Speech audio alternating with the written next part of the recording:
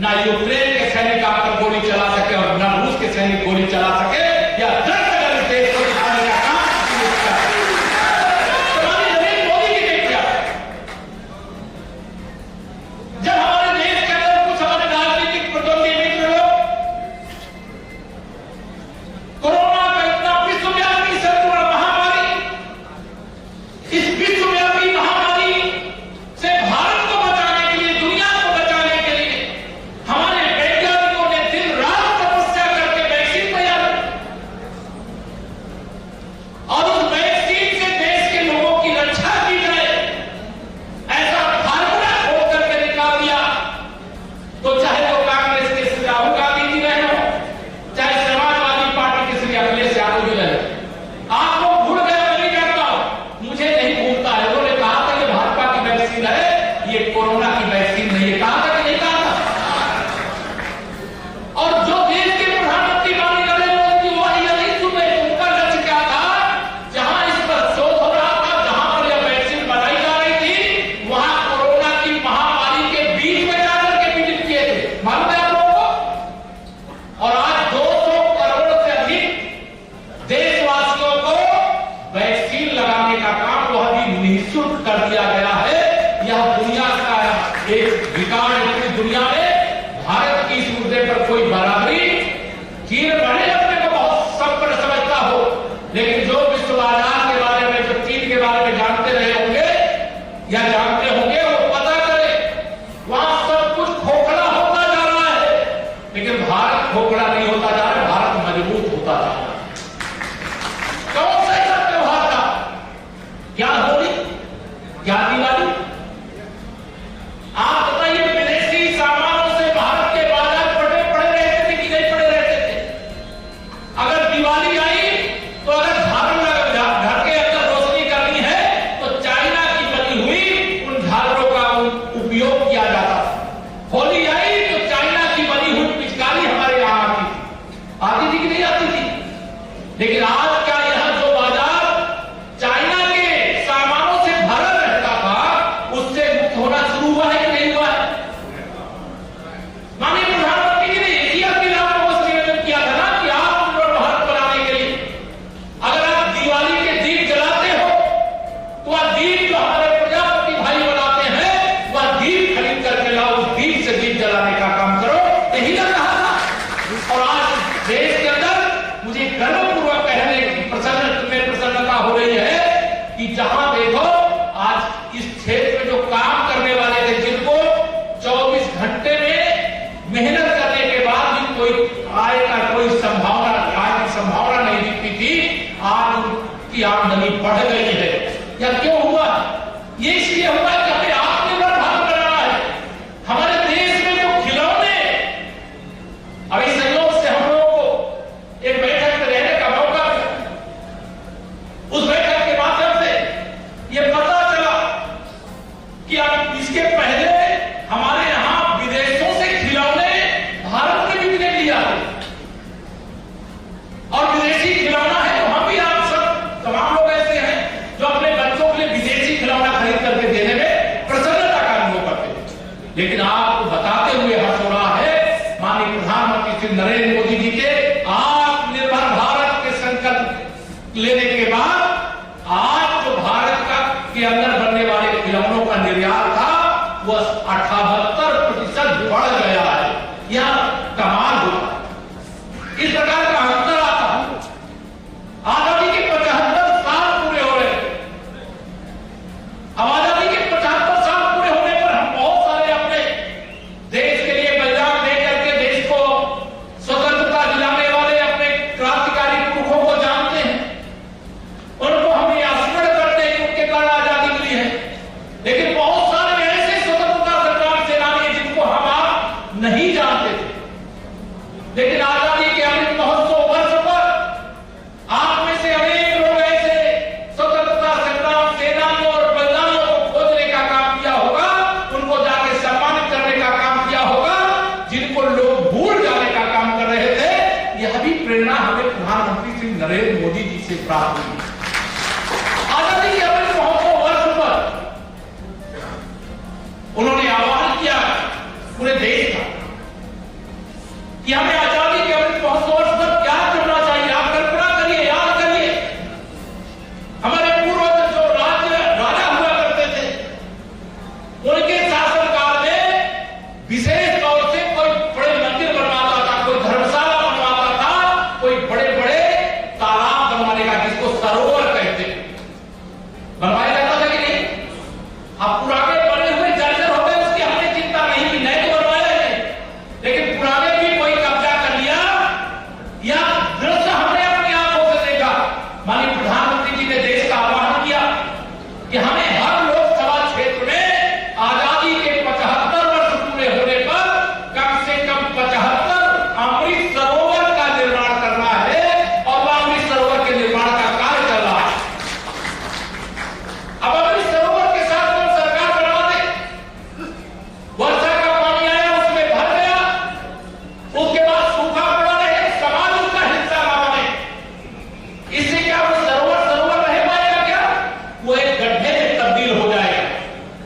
इसे समाज का उसके साथ कैसे जुड़ाव हो, इसका भी उन्होंने मार्गदर्शन किया कि इसके साथ, सरोवर के साथ समाज को जोड़ो।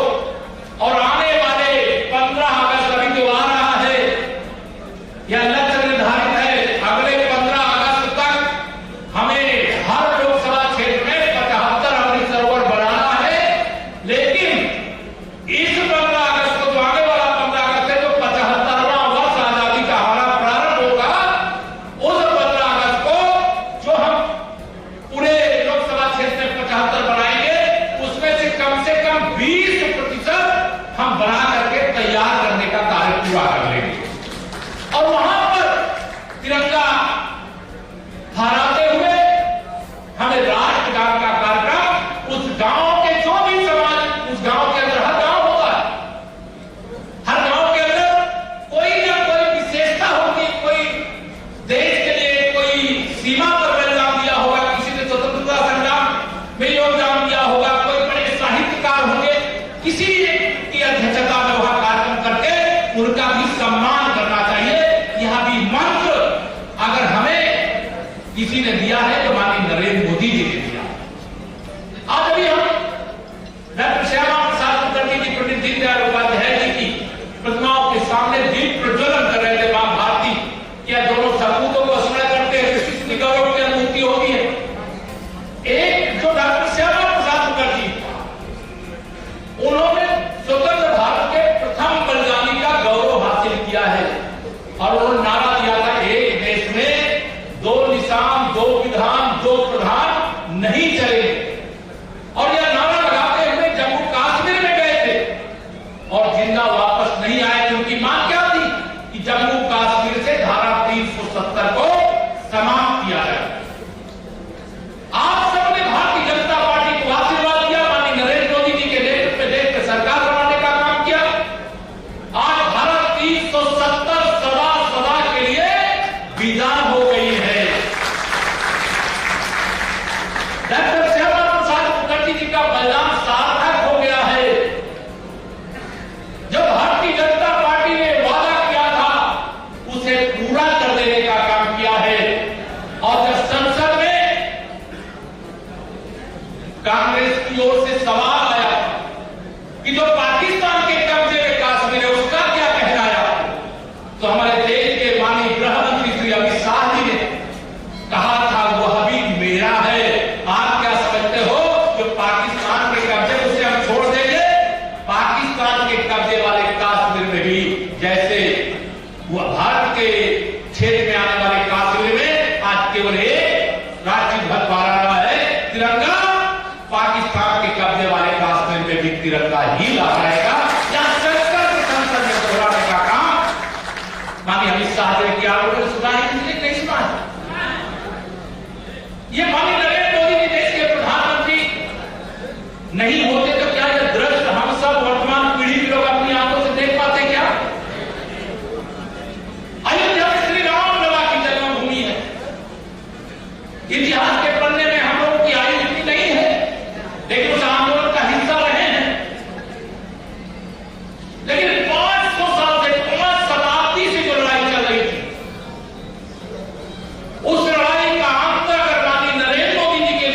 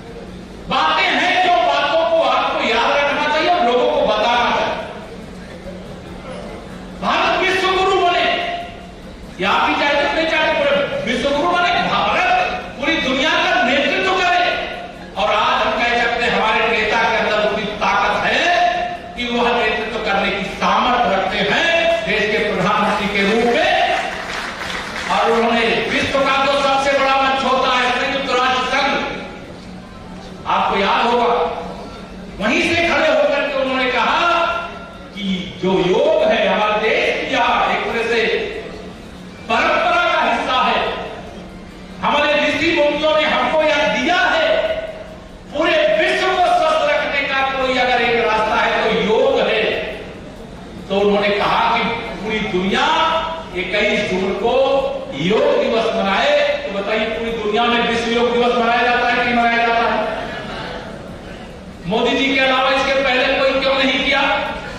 कोई सोच ही नहीं सकते। कभी कल्पना कर सकते हैं क्या कि देश के अंदर इतने आतंकवादी हमले, इतना पाकिस्तान की ओर से हरकतें होती थी, और जब कोई हरकत होती थी तो हमारे देश को उस समय मोदी जी के पहले आदरणीय अटल जी के अतिरिक्त जो भी प्रधानमंत्री ध्यान देकर के देखिएगा, कोई घटना हो तो कहां जाते थे? अमेरिका। देखो पाकिस्तान हमारे ऊपर बम फेंक दिया, ऐसा कर दिया, वैसा कर दिया। माननीय प्रधानमंत्री श्री नरेंद्र मोदी जी के नेतृत्व में सरकार आने से पहले उन्होंने कहा था ना हम किसी को आंख दिखाएंगे, ना किसी के सामने आंख झुकाएंगे, बल्कि आंख से आंख मिलाएंगे, हम किसी को छेड़ेंगे नहीं। लेकिन अगर कोई हमें छेड़ेगा तो हम उसे छोड़ेंगे भी नहीं। उसी का परिणाम है कि चाहे सर्जिकल स्ट्राइक और चाहे एयर स्ट्राइक, अमेरिका अगर कर सकता है उस्मा बिन लादेन को खोजने के लिए पाकिस्तान में घुस करके अपने दुश्मन को पकड़ करके लाना और मार देने का काम कर सकता है, तो यह बता दिया माननीय प्रधानमंत्री श्री नरेंद्र मोदी जी के नेतृत्व में, जब इस देश की सरकार चल रही है, कि अगर हमारे देश में हमला करोगे तो तुम जहां हो, जहां तुम्हारी आतंकवादियों को पैदा करने की फैक्ट्री संचालित है, हम वहां घुस करके मारेंगे। हम देश के दुश्मन को जिंदा नहीं छोड़ेंगे, यह भी बता। लेकिन हम दुनिया में कहीं कोई संकट आया, कोरोना के संकट में श्रीलंका में इसका बड़ा संकट। सबसे पहले श्रीलंका के अंदर वहां की आर्थिक स्थिति खराब हुई, सबसे पहले मदद के लिए हाथ बढ़ाने वाला कौन देश है? भारत है, भारत के प्रधानमंत्री हैं। अफगानिस्तान भी है, वहां तालिबानियों का शासन आ गया। हमारे देश ने तालिबानी शासन का समर्थन नहीं किया, लेकिन वहां के नागरिकों के सामने भोजन का संकट हो, दवा का संकट हो, कोविड का संकट हो, उसमें मदद देने में पीछे नहीं हटने का काम अगर किसी ने किया तो भारत ने माननीय प्रधानमंत्री श्री नरेंद्र मोदी जी के नेतृत्व करने का काम किया। मैं आप सबके सामने आज यहां पर, जब हम 20 वर्ष माननीय नरेंद्र मोदी जी के नेतृत्व में लगातार सरकार में रह करके उन्होंने सेवा का एक कीर्तिमान स्थापित कर दिया। हम लोग कोविड काल में जब वर्चुअल संवाद का, वर्चुअल बैठक का एक दौर शुरू हुआ, एक नई तकनीकी विकसित हुई, उस समय हमारे प्रधानमंत्री श्री नरेंद्र मोदी जी ने क्या कहा था? आप में से जो कार्यकर्ता होंगे उनको याद होगा, जो कार्यकर्ता नहीं होंगे, जो हमारे समाज के अलग अलग क्षेत्रों में कार्य करने वाले, यहाँ अनेक अलीगढ़ के वरिष्ठ लोग भी आए हैं। उन्होंने हमें कहा था कि भारतीय जनता पार्टी एक राजनीतिक दल है, लेकिन भारतीय जनता पार्टी एक राजनीतिक दल के नाते केवल चुनाव लड़ाने, चुनाव जिताने, सरकार बनाने और सरकार बनाकर के सत्ता का सुख भोगने के लिए नहीं है। हमारा प्रथम लक्ष्य रहता है कि हम लोगों की सेवा में कोई कमी ना आने दें। हमारा लक्ष्य केवल विधायक बनाना, सांसद बनाना, मंत्री बनाना, सरकार बनाना नहीं है। हमारा लक्ष्य लोगों की सेवा करना है और उस सेवा के संकल्प को लेकर के काम करने का आह्वान माननीय प्रधानमंत्री जी ने किया।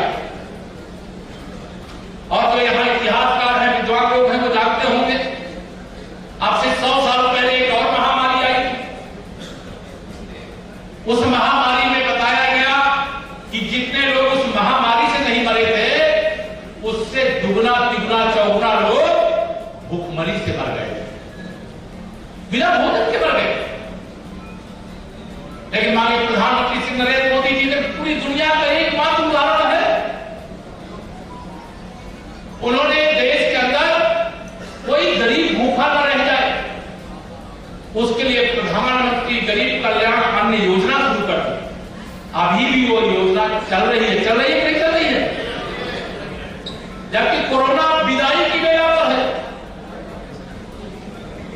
लेकिन अभी भी वो योजना चल रही है। किस लिए? क्योंकि कोई गरीब आदमी अगर भूख से मर गया, बीमारी से नहीं मरा और भूख से मर गया, तो यह कोई शासक धर्म नहीं होता। और एक शासक के नाते, एक प्रधान सेवक के नाते पूरी विश्व के अंदर कोई देश यह काम नहीं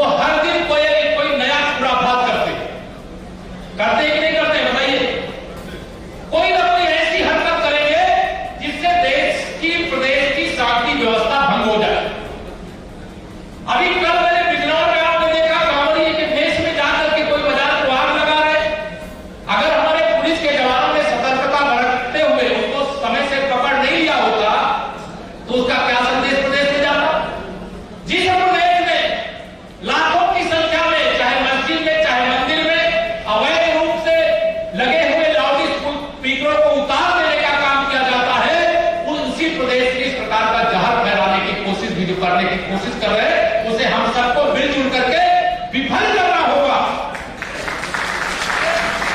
हम जहां सामाजिक समरसता की दृष्टि से मैं अगर मोदी जी की बात करूं तो मोदी जी ने पहले कार्यकाल में क्या मंत्र दिया? सबका साथ, क्या नारा दिया था? सबका साथ सबका विकास। और जो कहा वो किया कि नहीं किया?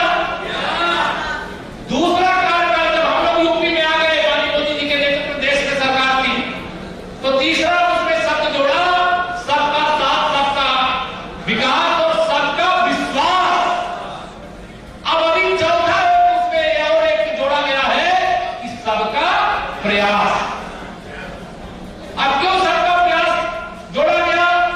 क्योंकि यह स्वच्छ, आप कल्पना करते हैं, स्वच्छ भारत और स्वस्थ भारत का नारा दे दिया गया और उस नारे के बाद अगर सरकार प्रयास करे और समाज कहे कि हम गंदगी फैलाएंगे और सरकार कहे हम गंदगी साफ करेंगे, तो क्या कभी हमारा देश, हमारा प्रदेश, हमारा जिला, हमारा गांव कभी स्वच्छ रह सकता है क्या? ये समाज और सरकार दोनों मिलकर के एक रथ है, उस रथ के दो पहिए हैं।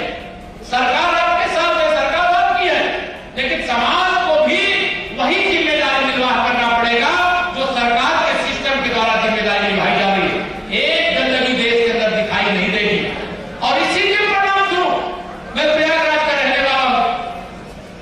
कभी आप कल्पना करते थे देश के प्रधानमंत्री प्रयागराज के कुंभ मेले में डुबकी लगाने के लिए जाते हैं और संगम स्नान करने के बाद किसी मंदिर में जाकर के, किसी साधु संत के आश्रम में जाकर के या पंडाल में जाकर के उनको आशीर्वाद लेने की जगह वहां की स्वच्छता को देख करके उन्होंने सफाई करने वाले कर्मचारियों को कुर्सी पर बैठा कर उनके चरण धोने का काम किया।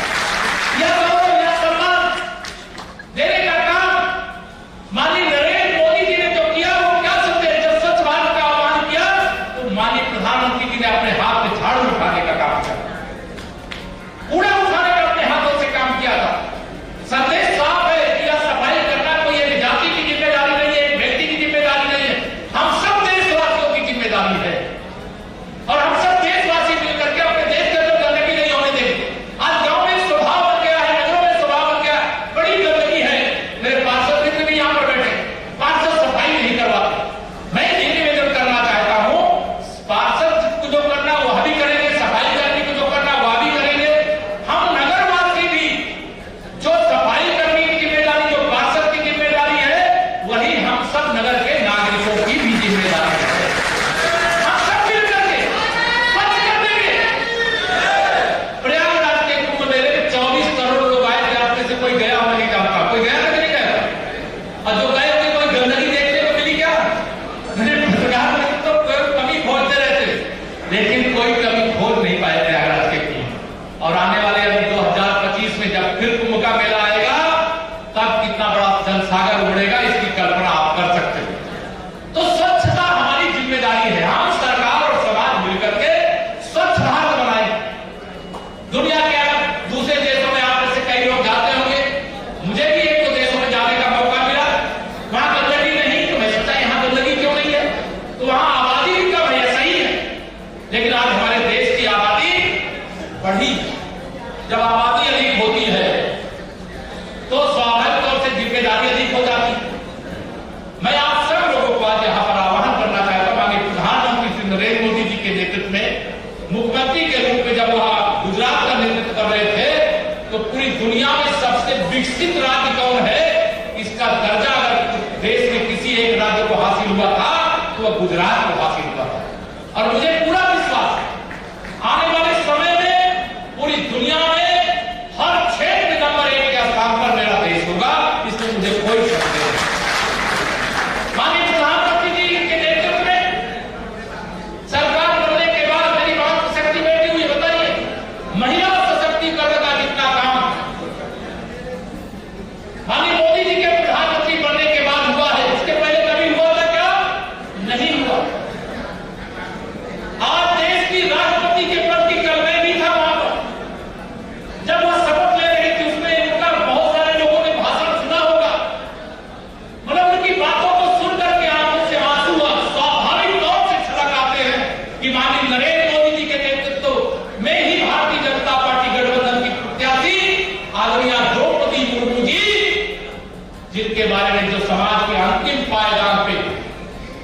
गिना जाता था, उस आदिवासी समाज की स्वतंत्र भारत में पैदा होने वाली बहन द्रौपदी जी आज देश की महामहिम राष्ट्रपति बन करके देश का नेतृत्व यह सबका साथ सबका विकास। कांग्रेस की सरकार जब संसद में खड़े होकर के श्री राजीव गांधी जी कहा करते थे कि हम 1 रुपया दिल्ली से भेजते हैं तो जिसके लिए भेजते हैं उसके पैसे पास 15 पैसा पहुंचता है। याद है कि भूल गए आपको?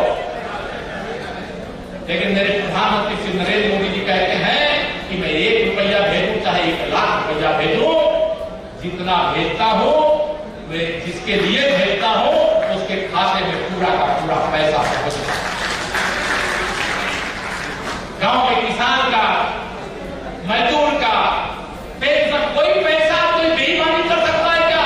और जो बचा हुआ मैं आपको विश्वास दिलाता हूं माननीय श्री नरेंद्र मोदी जी के मार्गदर्शन में देश के अंदर और प्रदेश के अंदर जो कुछ अभी कचरा बचा है, काफी गड़बड़ियां हैं, वह भी सारी गड़बड़ियों को समाप्त कर देने का काम कर दिया जाएगा, कर लिया जाएगा, हो जाएगा। या मैं आपको भरोसा दिलाना चाहता हूं।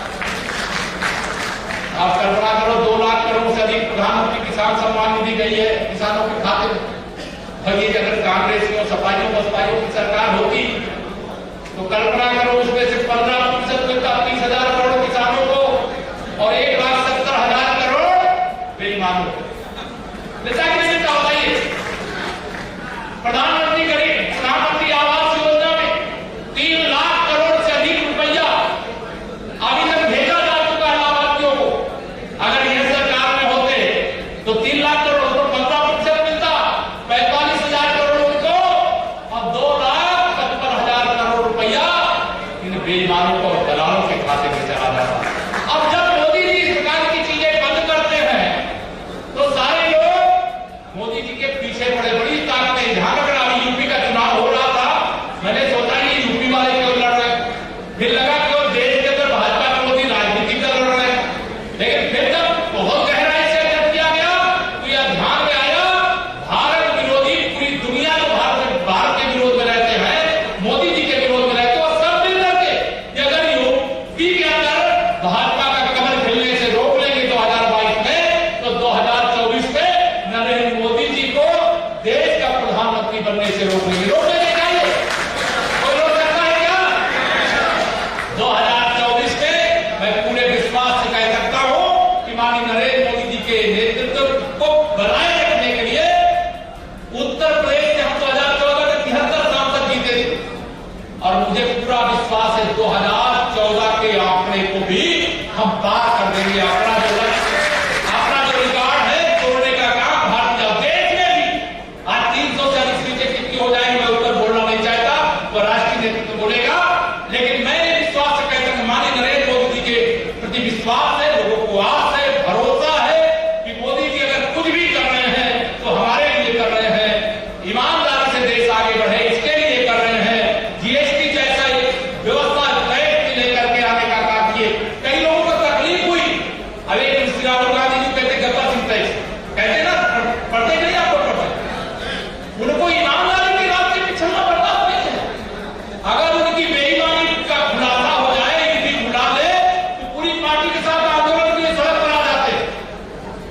लेकिन ये नहीं मालूम है कि मोदी जी ने कहा है न खाऊंगा न खाने दूंगा, और जिसने भी खाया है, जिसका खाया है वसूल करके उसी के चरणों में डाल दूंगा। अब जब यह काम करते हैं तो इससे लोगों को बहुत परेशानी होती। मैं आप सभी लोगों से अब बहुत लंबी बात ना करके बहुत सारी बातें, क्योंकि विषय ऐसा था फिर भी मेरी बहुत सारी बातें छूट गई हैं। अंत में मैं एक ही बात कह करके अपनी बात को समाप्त करूंगा कि पूरे विश्व में जिनका सम्मान है, पूरे भारत का जो अभिमान है, जिनके लिए देश का हर नागरिक एक समान है, जिनका लक्ष्य, जिनका भारत को विश्व गुरु बनाने का अरमान है, बस ऐसे बस